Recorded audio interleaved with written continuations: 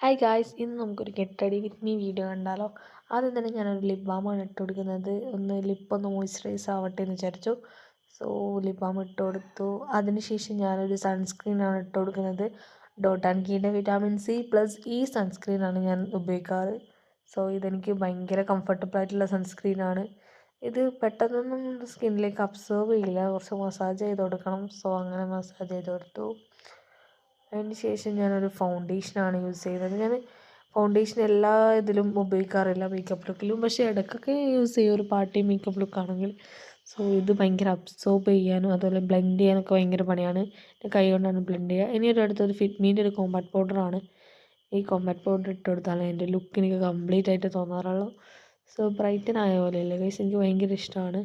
So അതിൻ്റെ ഇടയിൽ ഞാനൊരു ഐലൈനർ വരച്ചിട്ടുണ്ടായിരുന്നു, പക്ഷേ അതിൻ്റെ വീഡിയോ എടുക്കാൻ വിട്ടുപോയി.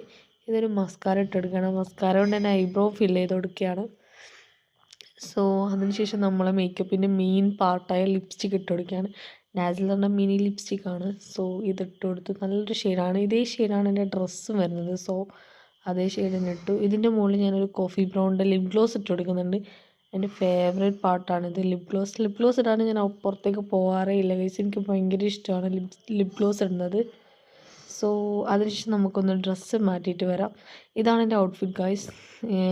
ഒരു അത്യാവശ്യം പാർട്ടി വെയർ ആണ്. സോ അതിനുശേഷം ഞാൻ ഇയറിങ്സ് ഇട്ട് കൊടുക്കുന്നുണ്ട്. 2 ഇയറിങ്സും ഇട്ട് കൊടുക്കുകയാണ് കഷ്ടപ്പെട്ട്.